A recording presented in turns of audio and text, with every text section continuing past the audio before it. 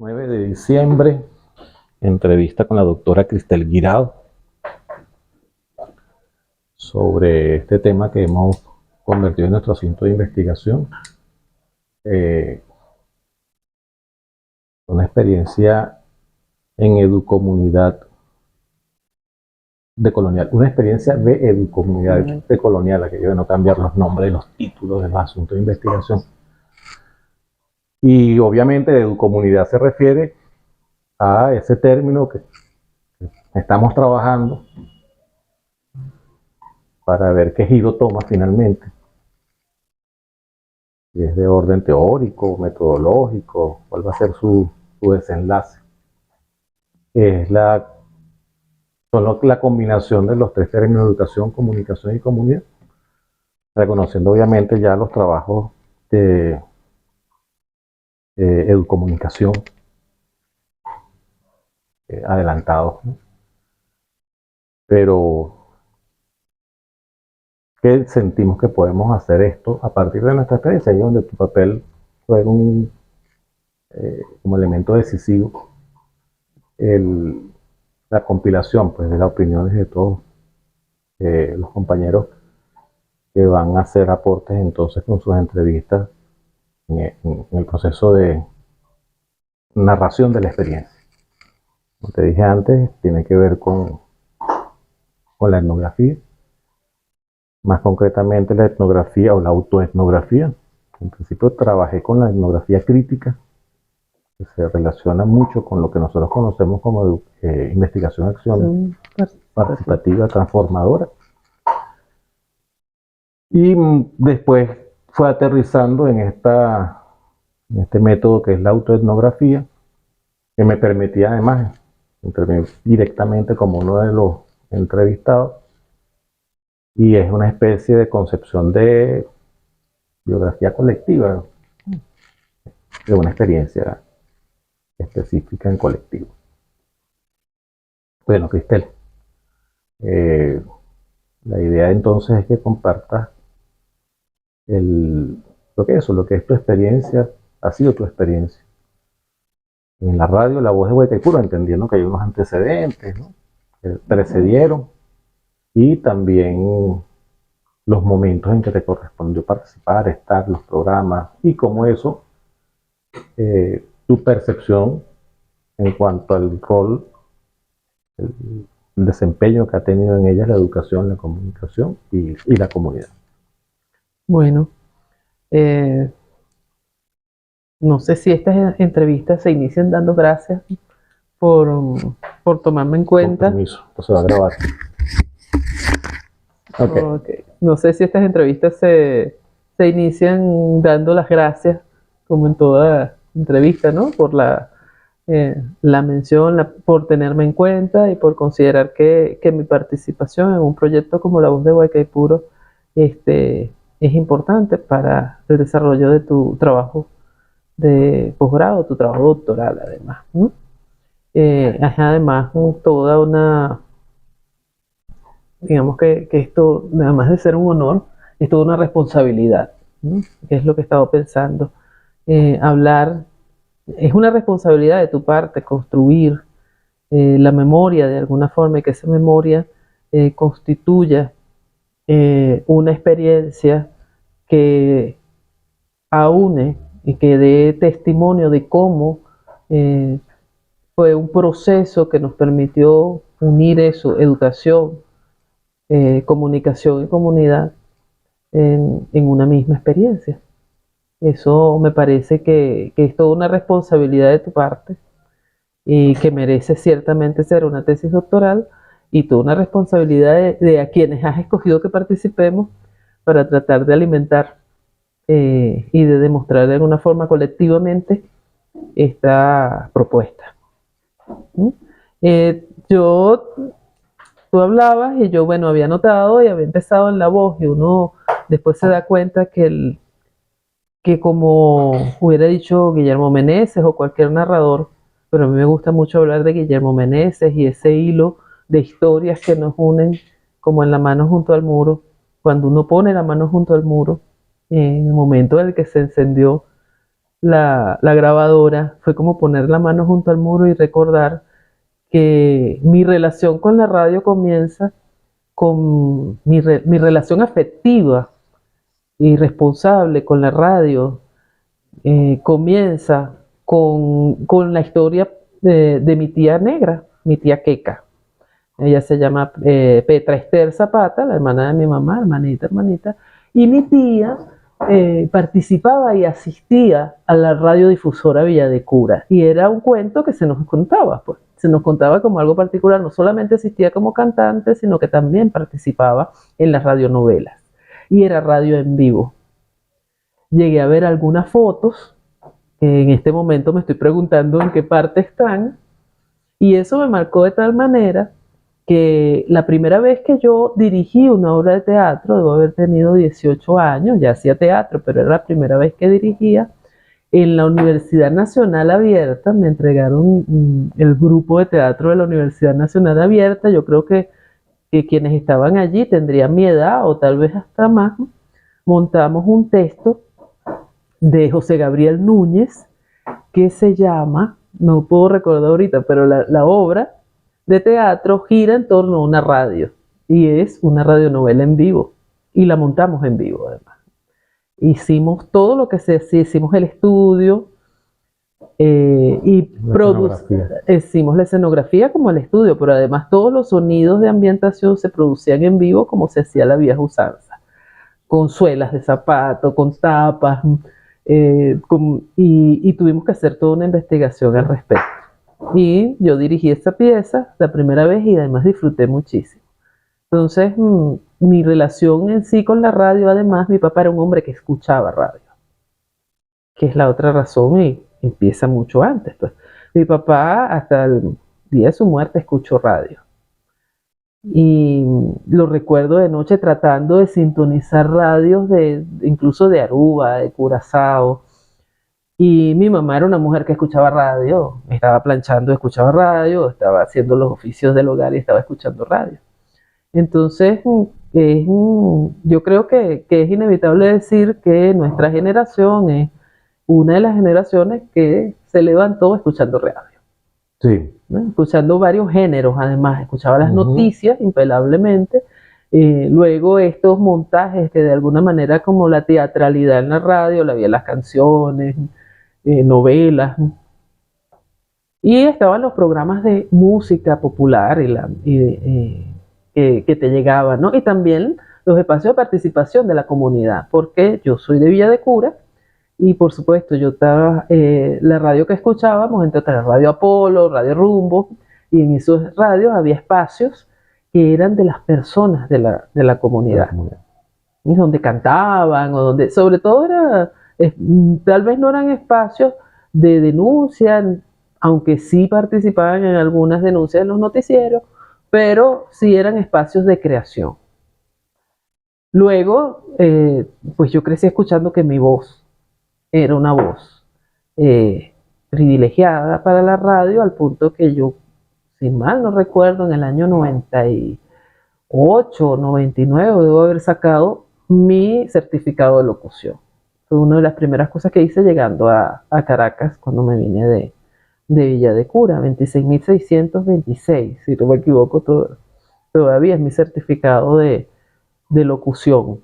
Y el primer curso que hice en lo que fue el Sindicato de Radio, Cine, Televisión y Fines, incluía no solamente actuación, sino toda la gama de lo que justamente eran los audiovisuales. Y lo que menos veías era actuación de televisión, veías más cámara y sobre todo radio. Producción radial, fueron los primeros trabajos. Luego, por supuesto, fui una joven de los 80, pues mi adolescencia transcurrió entre los 80 y los 90, y fueron de esa primera generación que escuchó el término alternativo. Entonces, yo mentiría si yo no digo que no escuchaba, ya ahorita se me olvidó, pero la 102.9, la 102.9 era la de nosotros.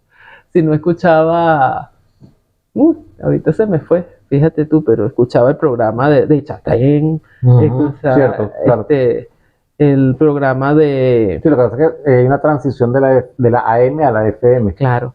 Y estando en la FM, escuchaba la música que sacudió el mundo impelablemente, porque mi hermano, 10 años mayor que yo, lo escuchó toda la vida, a Musiuito, que es uno de los primeros que cambia esa forma de hacer acartonada de la televisión, como del locutor acartonado, ¿no?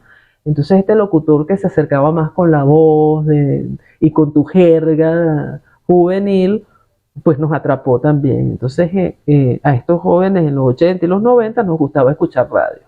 Existía el cassette, grabábamos las canciones directamente del cassette y esos cuentos que hoy día son motivo de chistes y memes en internet, y que estoy segura que mucha generación actual todavía no entiende muy bien a qué se refiere.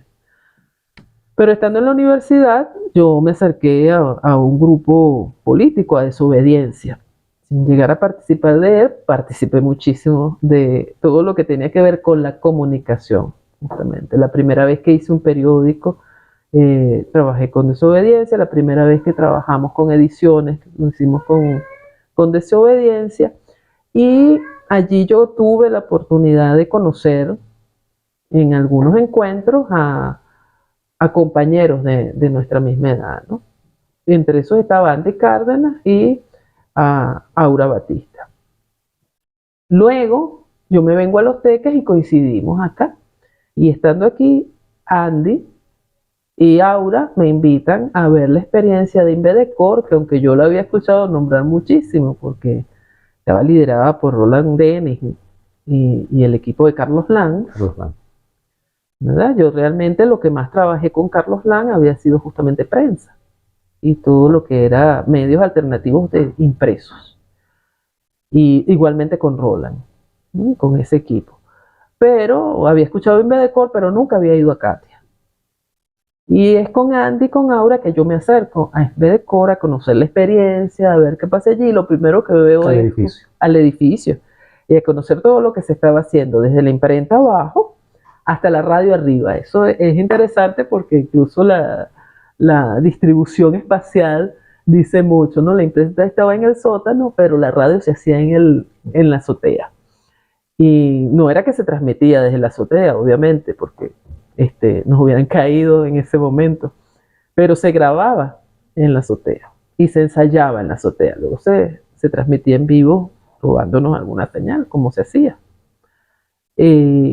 Cuando yo vi los guiones, por supuesto, ya yo escribía, ya hacía teatro, y cuando vi los guiones me parecían justamente muy, si no acartonados, sí con un lenguaje político que cuestioné en algún momento. Bueno, pero esto no va a llegar a quienes queremos que lleguen. No voy a decir panfletario, pero sí le faltaba un poco de creatividad. Y entonces, nos animamos. La verdad es que fue algo animado. Hicimos varios programas con algunos segmentos nuevos, entre zodiacos particulares, suertes de novelas que no eran tal, y le dimos un poco de flexibilidad a ese guión y le metimos un poco de frescura y de cercanía al lenguaje. No pensaba yo en ese momento que me iba a dedicar al estudio del lenguaje, ¿no? Y que me iba a dedicar justamente al estudio del habla venezolana. Pero lo tratamos de acercar justamente más al habla coloquial y sacarlo de ese acartonamiento, del habla formal, académica, casi en tono de ensayo, ¿no? Okay. Y eso gustó muchísimo. Había formas de medir la sintonía y también con la persecución también, de cómo se empezó a ser más peligrosa la emisión de los programas, y empezamos a tener más convocatorias en algunas llamadas, sobre todo cuando se llamaban a manifestaciones, a pintas. Y bueno, pero después yo seguí en la universidad, no me quedé con el equipo de Invedecor en ese sentido, sí me gustaba, sí estuvimos trabajando un poco con la metodología, por supuesto, porque quien se acercaba a Invedecor, una metodología que se había iniciado además con Carlos, diría yo más específicamente en Desobediencia. Carlos había propuesto junto con el flaco Flaco 23 de enero. Este, ya va, Rodríguez, sí, Sergio. Sergio. Con Sergio, Carlos un poco en lo teórico y Sergio mucho, mucho en lo práctico.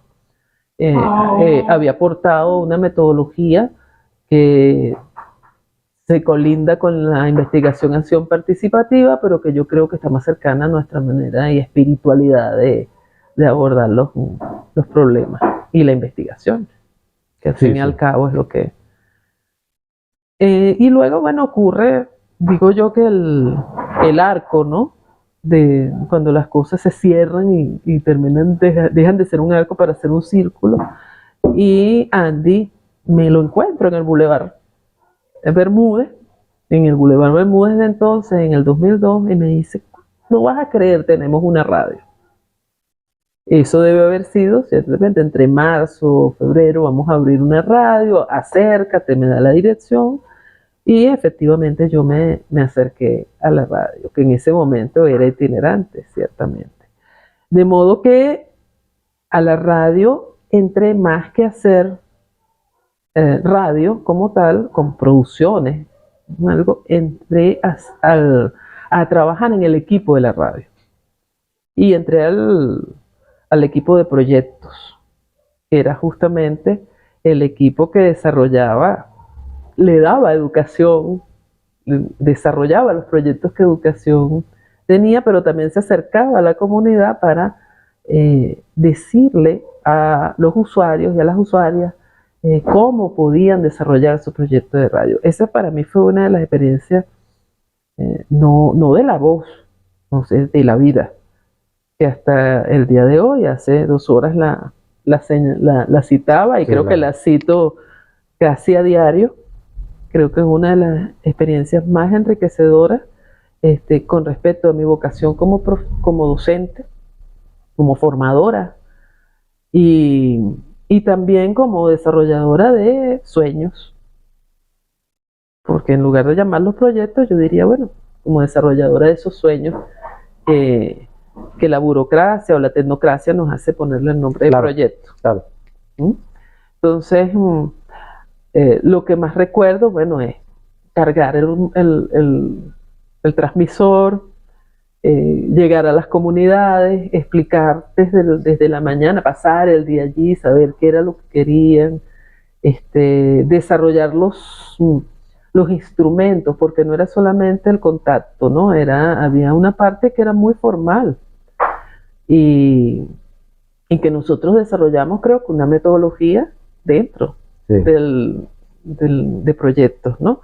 Que eran los instrumentos a partir de los cuales las personas vaciaban qué querían, cómo querían, luego evaluar esos proyectos con ellos mismos, no nosotros como quienes sabíamos, sino sentarnos con ellos a evaluar esos proyectos, ver qué se les podía contribuir, qué ellos mismos habían dejado fuera, qué la comunidad podía contribuirles a sus proyectos y darles posibilidades para que los pudieran desarrollar. Y luego verlos hacer radio y que ellos entendieran que hacer radio era fácil, porque hacer radio hasta ese momento era, bueno, trascender los umbrales de una emisora, de un productor, de un micrófono, sentarse frente a un micrófono era algo que bueno, era algo muy difícil. Decirles que eso lo podían hacer ellos. Para unos pocos. Era algo de élite. Y decirles, hacerles ver, nosotros no decirles, porque decirlo es muy fácil todavía hoy día, ¿no? Y allí, por supuesto, nunca olvidaré nuestro eslogan, si lo quieres llamar así. Yo diría que la frase que movía nuestro espíritu, que es vamos a darle voz a los que no tienen voz, el momento en el que ellos sentían que tenían voz, me hizo consolidar en el tiempo, además, lo que hasta el día de hoy yo creo que es la única forma a través de la cual nosotros podemos realmente darle herramientas para la liberación a las personas, y es a través de una escuela taller. Y una escuela taller se hace en la comunidad. Y la voz para mí en ese momento era eso, era una escuela taller, la radio escuela, que iba a la comunidad, y entonces allí vemos los tres elementos perfectamente. Vemos educación, vemos comunicación y vemos comunidad, juntos, conviviendo desde el principio. O sea, no es algo que surgió después, es algo que siempre estuvo en la esencia de lo que fue la voz. No sé si, yo creo que con mucha conciencia de todos los que participábamos en la radio. Y luego entender que nosotros estábamos aprendiendo. Creo que fue otro de los elementos primordiales. Cada vez que nos acercábamos a una comunidad y en cada uno de los grupos, los proyectos que se levantaban, aprendíamos algo. Claro, claro. No era que sabíamos ya que le íbamos a decir a las personas. Todavía yo estoy segura que si hoy yo llego a una comunidad, llego a un transmisor y me siento, voy a aprender muchísimo de las personas que están allí, de qué quieren y cómo quieren y qué quieren decir, ¿no? No puedes llegar a decirles que la comunicación es de una manera, ellos terminan diciéndote cómo es la comunicación, cómo se quieren comunicar, y entonces hay un retorno, una retroalimentación constante que nos obligaba a investigar, que nos obligaba a cuestionarnos, y eso tal vez era uno de los elementos más productivos, si se puede hablar de esos tiempos, yo diría que enriquecedores más bien, ¿no? Que alimentaba el ánimo y el espíritu de hacer radio de esa forma. Claro, porque no era nada más una misionería de ir, dar, No, una pretensión de cómo me esfuerzo y me sacrifico yo para que la gente logre tal cosa. No, para nada. Entonces, en ese sentido, bueno, eso determinó además, yo estaba estudiando en ese momento, y esa metodología determinó mi forma de dar clases actualmente, mi manera de abordar cualquier tema, incluso en los momentos en el que tengo que hacer investigación de la más claramente positivista, siempre me acerco. Sí, debo comentar que siempre me sorprendió mucho el análisis de audio que haces, cuantitativo. No, claro, absolutamente cuantitativo en mi tesis. Hay una parte que es cualitativa, hay una parte cualitativa, pero no está participando la otra persona tampoco, ¿no? Eso, pero hay otros análisis en los que sí, ¿no? Que sí se puede hacer. Pero en estos, incluso en los que son más intento que la muestra que esté analizando sea representativa realmente, no de una población, sino de una forma de ver, de un sentir, de un saber, de una cultura. Eso para mí es muy importante. Por supuesto que hay momentos en la voz en los que para mí nos marcaron en esa experiencia, ¿no? Y 2002, por supuesto que fue una escuela. Fue una escuela de resistencia. Yo no la puedo llamar de otra forma, ¿no? Para mí fue una escuela de resistencia. Y en ese momento sí, yo que no había pensado en hacer un programa, inmediatamente entendí que debía hacer uno. Y entonces nos propusimos, no solamente yo, el equipo con el que estábamos, estaba Manuel Almeida, estaba David Altuve y estaba Juan Carlos Herrera, y entendimos que debíamos hacer, quisimos hacer un programa para quienes. Recordemos el contexto. El golpe significó que no había gasolina y que la gente pasaba días en las colas. Y entonces nosotros creamos una, ¿qué hace la gente de noche, no? ¿Qué le dices? Y entonces creamos un programa que se llamaba La Colmena Nortiluca. Y La Colmena Nortiluca, bueno, se dirigía justamente a las personas que trabajan de noche y muy especialmente a ese público que estaba allí, que duró aproximadamente un año, creo yo, años. Mientras se estabilizaba la situación, pasaba la noche allí, había gente que jugaba dominó, que se reunían, se parecía mucho a ese cuento de Cortázar que se llama La Autopista del Sur, donde mucha gente se conoció porque se detuvo la autopista, ¿no? Y en La Colmena, bueno, aprendimos a hacer radio en cabina, ¿no? Pero radio con participaciones. Llegamos a tener una, un zángano, le decíamos, el zángano móvil, porque David Altuve tenía una motocicleta. Y entonces con la motico, que era una Vespa, él se acercaba justamente a las colas, se acercaba a los sitios donde trabajaban los vigilantes, a la plaza donde venía gente reunida, le preguntaba a las comunidades y bueno, les preguntaba cómo estaban, cómo llevaban eso, qué iba pasando. Recordemos que no había gas, eh, era todo sumamente difícil, no había... eh, uno piensa en 2016 como el momento difícil, donde no había comida, no había, no, bueno, es que no lo había porque los automercados se quedaron sin nada. Sí. Entonces fue un golpe económico que nos llegó y que caló y toda la comunidad tuvo que hacer, toda la nación hizo resistencia y en esos espacios la radio jugó un papel importante para nosotros. Teníamos que hacer turnos, bueno, en algún momento nos amenazaron y tuvimos que resistir, era un peligro también, ¿no? Desde el punto de vista, pero bueno, eso no nos detuvo en ningún momento, ¿no? Y en ese momento también surgió un programa que nos enseñó mucho a nosotros, porque no solamente aprendíamos con nuestro programa, cómo hacer el guión, las que la gente nos sugería, lo que cambiábamos, pero entonces un compañero empezó a poner música salsa y la gente empezó a hacer sus fiestas con ese Con la programa, con la música, y luego la misma comunidad exigió, y ahí aprendimos, la misma comunidad exigió que eso fuera un programa, que no fuera simplemente la voz que estaba musicalizando después que terminaba la colmena, que terminaba a las 12 de la noche. Y era desde las 10 desde las 9 de la noche hasta las 12. Y era un programa largo, no era fácil sostener 3 horas de programa. Tenemos que tener entrevistas, música, opinión, leer, prensa. Sí. No fue fácil sostenerlo un año. Y llegamos a hacer cosas, ahorita que lo recuerdo, ¿no? Por ejemplo, uno de los problemas era que no teníamos cerveza, porque, bueno, la bebida y nosotros logramos instalar la guarapa como una marca para sustituir la cerveza, y bueno, ese programa, por ejemplo, fue, bueno, yo creo que de una sintonía absoluta, tuvimos que repetirlo, porque lo pidieron de nuevo los usuarios y las usuarias.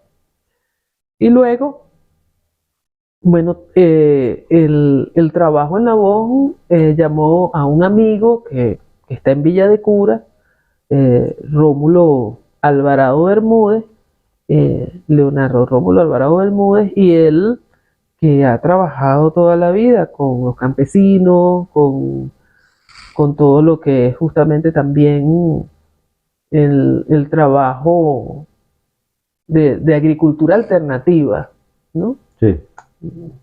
Y yo diría agropecuaria porque también tenía que ver con animales en algunos momentos, ¿no? Y habíamos soñado, entonces a los soñadores nos reúne a veces un mismo proyecto, y él venía desde Villa de Cura, porque en algún momento en ese espacio, lo que pasa es que estoy tratando de recordar que teníamos debajo de la iglesia, que tenían Aura y Andy, y debajo El Monseñor Romero. el Monseñor Romero, ese era el cineclub Monseñor Romero. pero realmente, bueno, era un lugar donde nos reuníamos y donde Claro, además. y se inventaban muchas cosas, ¿no? Entonces nos habíamos acercado allí en algún momento y nosotros habíamos soñado con tener una granja agroecológica, y Rómulo en ese momento, que no estaba tan de moda, bueno, era uno de los voceros de la agroecología. Y nosotros pensábamos, bueno, entre esos sueños, todavía yo creo que lo tenemos, una granja autosustentable donde todos viviéramos y pudiéramos sembrar y hacer arte en todas las expresiones, teatro, escritura, todo lo que quisieras, de cine, radio. Y bueno, Rómulo se acercó, dijo, no es posible, tienen una radio, entonces ya hay un medio a través del cual él lo había intentado en otras, no sé por qué razón, no voy a lucubrar nada, pero no había logrado que el programa calara en otro espacio, y logró que La Voz aceptara el proyecto, y entonces teníamos un programa que se llamaba el conuco biotrópico. El conuco biotrópico. Donde justamente era, para mí era todo un aprendizaje también, porque yo venía de las letras y mi acercamiento a la agricultura era a través de mis padres, obviamente, a través del campo que está muy cerca en Villa de Cura, del Valle del Tucutunemo, pero que yo diga que yo sembrara así, bueno, los conocimientos básicos que una persona de Villa de Cura tiene con respecto a la siembra, pero no desde el punto de vista de la agroecología. Rómulo traía una experiencia bien interesante, había estudiado en Cuba además, y bueno, estaba dando en una zona que además que además era importante porque tenemos todo lo que es los altos, todo lo que es Laguneta de la Montaña, hasta llegar al Jarillo, y las personas se interesaban muchísimo entonces en cómo se podía combatir algo que, bueno, era difícil en ese momento, pero justamente los agrotóxicos. Bueno, y te decía que hay momentos importantes, otro momento importante, tal vez no con fecha, porque ya No, pero lo podemos ubicar más o lo menos. podemos ubicar más o menos, ¿no? Que fue las jornadas de construcción colectiva. 2002, 2003, 2004, 2005. Exacto. Que se hacían anualmente en Laguneta, en San Pedro y en Laguneta de la Montaña. Bueno, para mí yo creo que fueron determinantes por toda la metodología, justamente entre esas.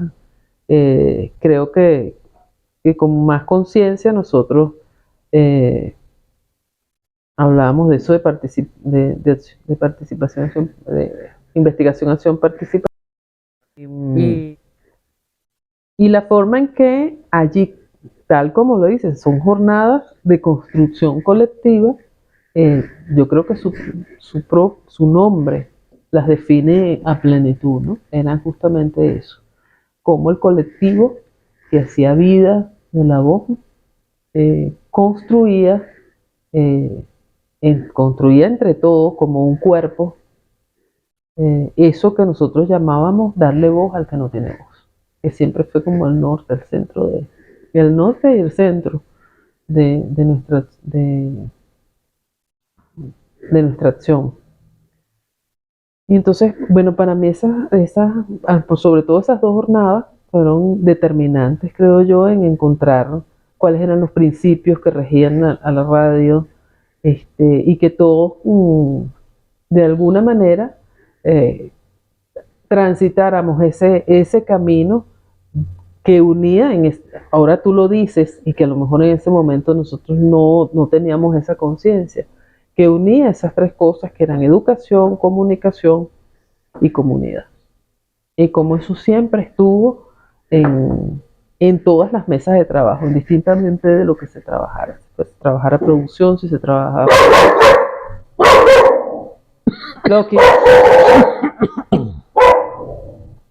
Loki, vente.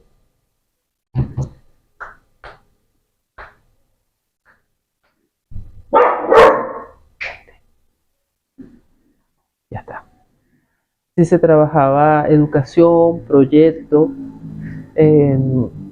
producción, indistintamente de las coordinaciones que de forma horizontal de alguna manera constituían la radio, indistintamente de lo que se trabajara, lo que le daba centro a ellas era darle voz a que no tiene voz, y ese darle voz, no tiene voz, tenía ese norte, tenía que tener siempre educación, comunicación y comunidad como las prioridades. Ahora tú lo dices y ciertamente yo lo veo y digo, era cierto. Y luego, bueno, después intentamos otro programa que se llamaba El Mundo al Revés. Cierto, faltó El Mundo al Revés. El Mundo al Revés, pero eso ya fue tal vez 10 años después.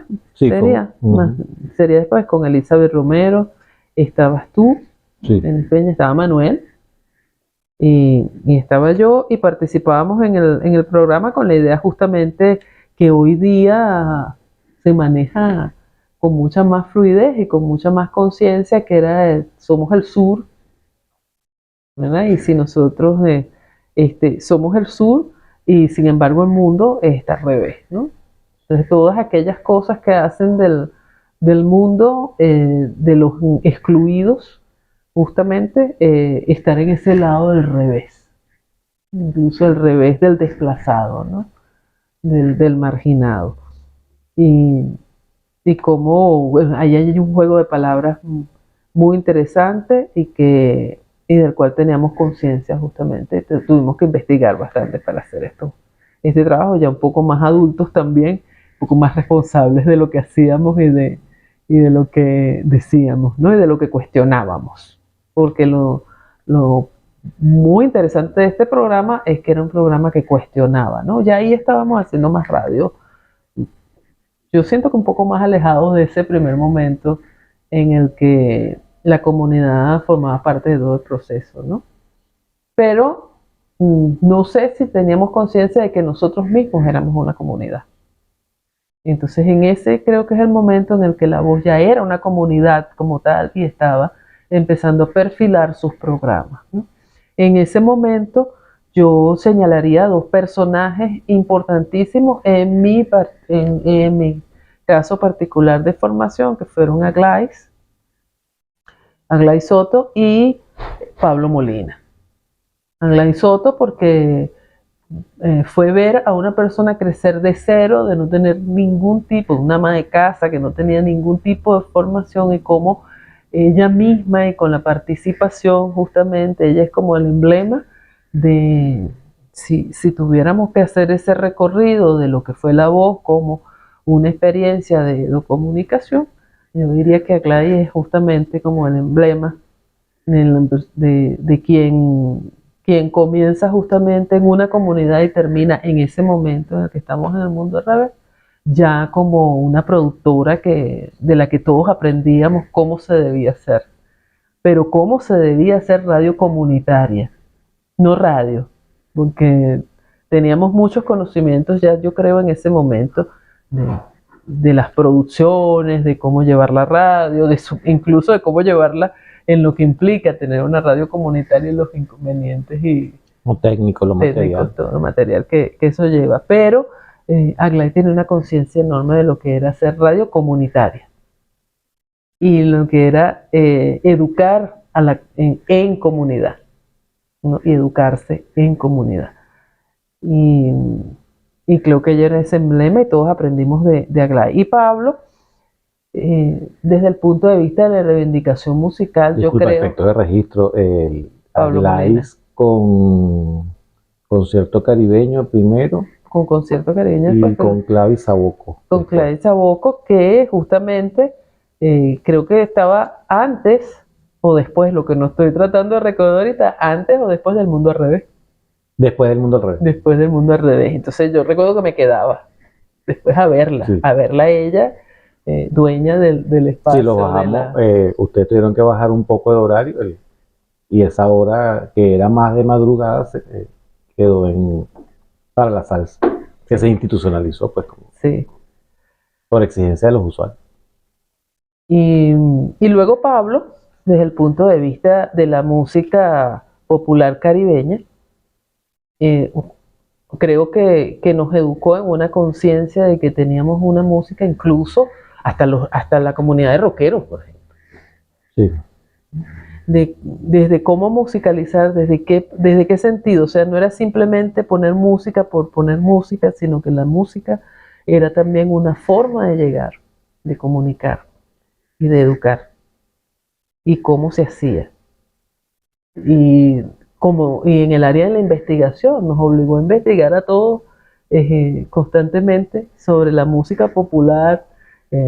Entonces todos fuimos usuarios de su programa, lo llamábamos, le decíamos ponnos esta, encontré esta, y todavía hoy día incluso no lo hace en la radio por razones de salud, pero lo hace a través de los medios ¿cómo se llama? Internet Digitales. y digitales, ¿no? Y bueno, yo diría que otra de las experiencias que yo resaltaría de ese momento, que tienen que ver con comunidad, educación, vislumbrar una comunidad, cómo la experiencia de La Voz nos permitía visualizar comunidades que para nosotros tal vez no hubieran estado allí, Y una de esas fue los Carasucia, que eran además nuestros hijos. Yo no sé si nosotros llegábamos a visualizar que ellos podían tener hasta el momento en el que exigieron, pues estaban creciendo dentro de Sí, la voz. Directa o indirectamente exigieron tener su espacio, y yo creo que hasta hoy día nuestros hijos, yo los llamo en mi poemario los jóvenes caribanos, son capaces de exigir su voz propia, ¿no? Y de tenerla y de lucharla, de defenderla. Y ellos nos educaron en eso de la comunidad, eh, que para uno no era simplemente y allí yo me desligué. Yo te decía que una de las primeras acercamientos a la radio tenía que ver con estas radios juveniles que te vendían un tipo de cultura particular, ¿verdad? 92.9, ya ahora sí me puedo acordar bien, que te vendían una forma de cultura, que te vendían una forma de ser, y después entender que nadie te puede decir cómo ser joven, sino que los jóvenes te pueden decir cómo son ellos, y eso lo hicieron los Carasucia, ¿no? Y ellos construyeron su forma, su propia forma de resistencia, con su marca vocabulario, guía. con sus con su vocabulario y con sus, además, interpretaciones de la realidad propia, ¿no? No sé en qué momento, y allí sí digo no sé, y digo no sé que me gusta, no sé en qué momento esa fusión se dio en la que la voz les dio a ellos la posibilidad y luego ellos le dieron a la voz el impulso para visualizarse de otra forma y para dirigirse a una comunidad que hoy día, además, yo creo que todavía nos preguntaríamos qué debe hacer la voz para esta comunidad, que viven siendo etiquetados, ¿no? Los cristales, los X, los Z, los AB. Entonces, creo que es la pregunta de siempre, es cómo esa comunidad se construye a sí misma, y cómo empezamos a hacer un medio de comunicación que no le dice a los demás cómo debe construirse a sí mismo, sino que le da las herramientas para que esas comunidades se reconozcan y se identifiquen y se construyan y se reúnan. Ahora, quizá un poco ya para ir cerrando, redondeando las ideas finales, que no te lo comenté en su momento, en las conversaciones preliminares, pero además la comunicación, ok, la radio, la voz, educación, comunicación, comunidad, los jóvenes, las distintas comunidades, es decir, toda una revelación para nosotros. Pero en tu caso no se agota, así como hablamos de los antecedentes, un poco hablar después, ¿no? Desde el después, después de la radio, después de la voz, por lo menos yo sé si tienes otras iniciativas, pero eh, además he participado de alguna manera de ella, ¿no? Por la edición del poemario. Siguiendo en el terreno de la comunicación está el trabajo que vienes desarrollando en la propuesta de Túnel 10, la editorial. Sí, claro, hay varios espacios allí, ¿no? Algunos que están a la luz pública, otros que se desarrollan en la medida en que uno a lo mejor se hace menos atrevido y más responsable. Con la editorial, por supuesto, porque como te dije, desde muy temprana edad yo participé en lo que se llamó las ediciones alternativas, clandestinas, y que nos pedían hacer edición, no en términos del aparato estatal, ¿no? O del Estado, como el aparato de dominación, sino como aparato de liberación. Y luego, bueno, yo, por supuesto, estudié letras y todo esto me acerca, por supuesto, al libro como objeto y su papel en la sociedad. Eso suena muy, muy lugar común, pero es tal cual, ¿no?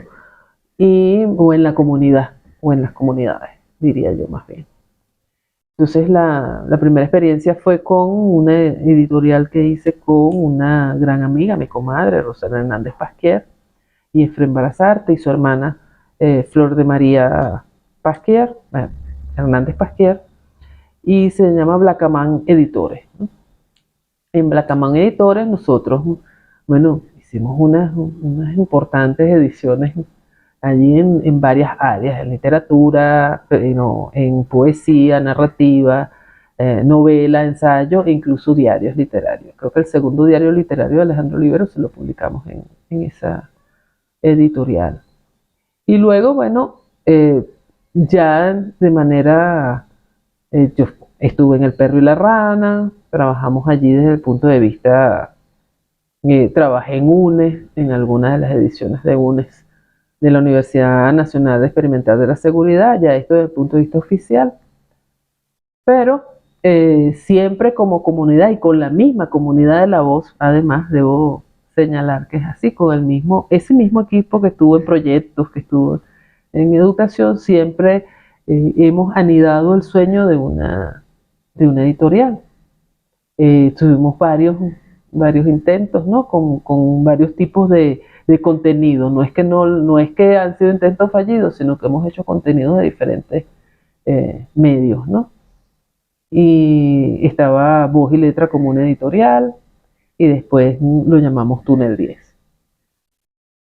Túnel 10 Ediciones, y con Túnel 10 Ediciones, bueno, salimos al principio con unos libros de poesía, una propuesta de las personas, es una suerte de regreso a la escuela taller, a la editorial taller, pero en este caso es la persona diseñando su libro digital, ¿no? Y ahorita avanzamos hacia la edición de contenidos en diferentes plataformas. Estamos haciendo un estudio para avanzar en ese caso. Por supuesto que La Voz es allí un elemento de confluencia y de enseñanza, porque por supuesto que todo lo que aprendimos de qué queremos comunicar, cómo lo queremos hacer, está allí. Queremos que siga siendo lo mismo. Estamos aprendiendo, o sea, nos estamos educando, escogemos unas comunidades específicas y por supuesto hacemos comunicación y educación al mismo tiempo a través de un medio. Y luego están los guiones, que es algo que yo hago ya a la sombra de la gaveta, en este caso de las gavetas de la computadora, pero tengo alrededor de 20 años, tal vez 15, 20 años, haciendo varios estudios sobre cine, guión, y bueno, hay allí unos trabajos que es interesante de cómo entre guiones de radio, guiones de documentales, que es una de las cosas que más me apasiona, el documental, justamente, y creo que el documental, porque el documental me acerca a una comunidad y a su voz. Por supuesto que también me gusta la ficción, soy una escritora, escribo narrativa, escribo teatro, y la ficción es una pasión, pero el documental es algo que es como un norte, justamente porque me permitiría justamente seguir en esa misma línea de trabajo. Una línea de trabajo en la que me permite educar, comunicar y hablar de una comunidad específica, pero no hablar yo, sino darle la voz al otro. Y la pregunta es cómo construyes guiones en los que el otro tenga la voz y tú solo seas un mediador de esa voz, ¿no? Tú solamente seas una persona más en el proceso, ¿no? Que está además alimentando y alimentándose de él. Muchísimas gracias. Muchísimas gracias.